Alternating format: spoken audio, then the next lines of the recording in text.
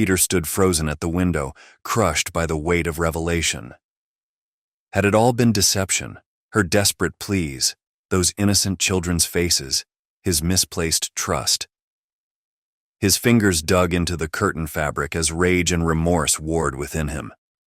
He'd dismissed every warning sign, wanting so badly to believe her story. The silence of the house was a jarring contrast to the turmoil in his mind, as if every thought in him was screaming betrayal. Yet as he turned from the window, something caught his attention. Through the bitter afternoon chill, he watched the woman at his gate, her arms protectively wrapped around her children. Their vulnerability pierced his anger, stirring something deeper, a realization he couldn't shake. Peter's voice cut through the evening air, surprising even himself with its steadiness. "Excuse me?" The woman startled at his call, exhaustion carved deep in the hollows of her face. "My garage is warm, safe. You could stay there tonight." The words tumbled out before he could second-guess them. She watched him warily at first, desperate hope taking over. "Thank you," she whispered. Two kids, Ben and Lucy, clung to their mother like birds, afraid of everything as Peter led them around his property. In the garage, he worked his magic in one corner with blankets and pillows, all the time painfully conscious of their apprehensive looks. "I'm Peter," he said, trying to infuse some warmth into the peculiar situation. "You'll be safe here." She introduced their mother, whose name was Natalie. Later, in bed, the loneliness of his huge bed, Peter grappled with his conscience. The ceiling had no answers to his spiraling mind. Was this compassion or foolishness? His inner voice insisted the distinction did not matter, only the helping did. Yet the house felt different now, knowing strangers occupied his garage. One night he'd promised, just one. A soft thud sliced the silence, then a strange creak. His heart jumped at that, and though he muttered under his breath, "Nothing," his hand was on the flashlight already. Onward, cutting harsh shadows as he crossed his yard. Every step on the gravel sounded echoing his growth of unease. Halfway to the garage, shame stopped him cold. This midnight investigation felt like a betrayal of his own generosity. What kind of person extends shelter only to prowl around suspiciously? He retreated, but sleep remained elusive. By morning, Peter had a decision made. One night was enough. He had done what he could, after all. Yet as he rehearsed his dismissal, kind but firm, asking her to collect the breakfast from the cafe as a final favor, something in him wavered. He found Natalie already awake in the garage, her children still lost to dreams. "Thank you," she said softly, accepting the coffee. In the gentleness of morning light, she spoke of her journey, a corporate downsizing, weeks on the street, pride bending but never breaking. Her quiet dignity caused the speech Peter had prepared to catch in his throat. Peter sat amidst the revelation of Natalie, warring within himself as everything about her story touched something inside his heart. Sooner or later, he was going to go work and leave them in here with his garage. As much as it did freak him out, it raised palms of sweat. Ben and Lucy slept, their small bodies huddled together under the covers. November's bite hung in the air. "They are just kids," he told himself as he watched them breathe quietly. The thought of sending them back to the streets withered in his throat. "One more day," he told himself as he went to work, but even the words sounded like a lie as he said them. The decision gnawed at him at his desk, bleeding into every task. Over lunch, he turned to a colleague. "You let strangers stay in your garage?" she said, raising an eyebrow. Others joined in. A few clapping his good Samaritan spirit, while others warning him of the risks. What if they are not who they said they were? Out loud, Peter dismissed their concerns, but each word burrowed deep. As the day wore on, his mind conjured up increasingly worse scenarios. Were they going through his things? And what if something disappeared? He found his pen tapping out a rhythmical beat, trying to drum out the parade of possibilities. "They are just a desperate family," he said, almost as if in prayer, but the seed of doubt had set root. He thought of offering shelters, making phone calls on their behalf, anything which might ease his conscience while bringing the arrangement to a close. Every solution sounded cold, though there were children. The hours crawled by, his garage seeming more vulnerable with each passing minute. A new worry surfaced. What if they refused to leave? The thought clung to him like a shadow. By day's end, Peter's stomach was a knot of competing emotions. The drive home became an exercise in rehearsal, trying to find words that balanced kindness with firmness. None felt right. Standing before his garage door, he raised his hand to knock, his practiced smile feeling brittle. "Would you like to join me for dinner? Inside?" The invitation surprised even Peter as it left his lips. Natalie's hesitation was brief but visible. "That would mean a lot," she said softly. "Thank you." Around his dining table, Peter kept the conversation light as Ben and Lucy's giggles punctuated the meal. Their innocence from childhood briefly pierced his cloud of doubt. Natalie loosened up, telling stories about her kids, though he barely heard them, his mind focused on what he would say later, after dinner. But before he could say anything, Natalie rose and took plates out. "Just let me," she made her insist, already wading to her elbows into the sink. "It's the least I can do after all." Her voice sank and she went to work. "I have no family, Peter. No one else to turn to. That's why we've ended up here." There was steam rising from the sink as she turned from it. "I know this is an imposition. It's just, I really don't know what to do." Peter leaned against the counter, his practiced speech crumbling. Natalie glanced back, hands still submerged in soapy water. "I could help around the house. I don't want to be a burden."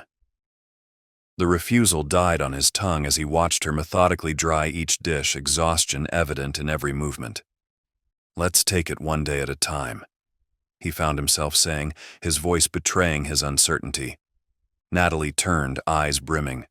"Thank you, Peter. Really." That night, lying in bed, sleep eluded him. Just as his eyes grew heavy, the sounds filtered through the walls, shuffling, a dull thud, then silence. His heart quickened as he sat up, straining to listen. "What now?" he whispered. He stayed put, though the noises echoed in his mind until dawn. Morning brought a new complication. Mrs. Henderson, his neighbor, called from her garden. "Peter." A moment. He approached, mustering a smile. "What's bothering you?" "Those noises in your garage last night." She leaned in a little closer. "I heard about this scam there is. Young woman, very convincing, taken in by good Samaritans, then one-night robbers." She placed her hand on his arm. "Just you be careful, dear." Peter thanked her automatically, but her words clung to him on the drive to work. Was he being naive? Could Natalie? "Stop it," he muttered, tightening his grip on the wheel. "You can't condemn someone based on gossip." Yet doubt had already taken root, spreading like frost across a window. Dazed, Peter started off to work, Mrs. Henderson's warning ringing inside his skull. Mere gossip, he knew, should not poison one's judgment, but the arrows of doubt had already reached his brain and were traveling in all directions, spreading like ink in water. At his desk, concentration proved impossible. Every passing hour amplified his unease until his imagination painted increasingly dark scenarios. The work before him blurred, overshadowed by visions of what might be happening in his home. Coming home, something felt off. Small discrepancies jumped out at him. A book slightly askew, a vase shifted inches from its usual spot. His heart thundered as he marched to the garage. "Has anyone been in the house?" The question came out harder than intended. Natalie's startled look matched her quick denial. "Just, the kids might have wandered when I showered. It won't happen again." Her explanation seemed reasonable, yet something in her tone rang false. "Keep them in the garage," he managed, forcing evenness into his voice. "I'll be watching." Sleep refused to visit that night. Just as he was about to be engulfed by exhaustion, a metallic creak sliced the stillness, the unmistakable sound of his gate opening. His blood ran cold. Mrs. Henderson's words tumbled back into his mind. She opens the door for robbers. His heart pounding, Peter sidled over to the window. Through the pane, he saw a figure moving in the dark, Natalie, carrying something. The relief turned to horror as she approached his car. Before he could even comprehend what was happening, the motor roared to life. Peter stood frozen, watching his taillights disappear into the night. The weight of betrayal crushed his chest as realization finally came. Her desperate story, those innocent children, his extended trust, all for this moment. "How could I be so blind?" he whispered into the empty night. His hands shook as he dialed the police. "I need to report a stolen vehicle," he said, his voice breaking under the weight of his naivete. The officer's voice was even as Peter reported the theft, each detail more real. "We'll begin investigating immediately." Hanging up, Peter sank into his sofa, hollowed out. The past few days replayed themselves in his mind like a film reel. Natalie's tearful confessions, the children's laughter at dinner. Every moment had felt so real. Was any of it real? He whispered to the empty room.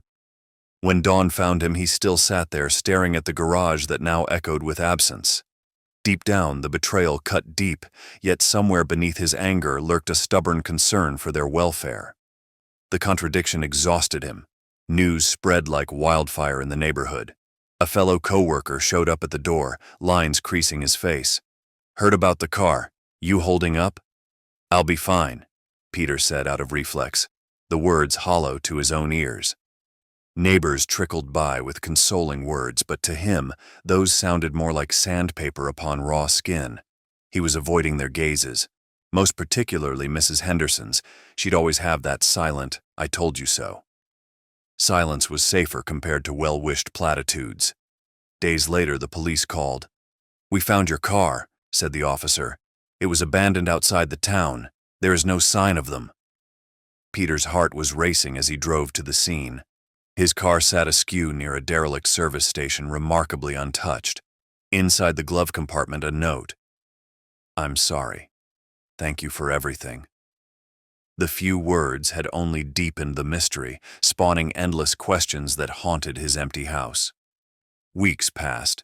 Peter channeled his confusion into volunteer work at local shelters, but the empty garage was just a constant reminder. It was then that he started taking it all in. There came a knock that shook off the peace he had begun to accept. Natalie was at his door, clutching children's hands in hers, tears streaming down her face. "Mr. Peter, may we talk?" Inside, she crumbled. "I'm so sorry," she sobbed. "We never meant, things just got complicated. I panicked." "Why did you take my car?" The question that had haunted him for weeks finally escaped. Through sobs, Natalie explained, "There was a job opportunity out of town. I couldn't ask for more help, so I took your keys." Her voice shook with shame. "I was desperate. Why didn't you just ask?" Peter's voice softened despite himself. Natalie dabbed her eyes. "I thought you wouldn't understand how desperate we were." And there the words hung, raw between them. "I never meant to hurt you," she finally said, leaning forward and her voice breaking. "Your kindness meant everything to us. I panicked." Fresh tears spilled as she searched his face for understanding. Skeptical, Peter's skepticism cracked at the sight of her real distress. Caution still held him back. "I would have given you the car if you'd asked, Natalie."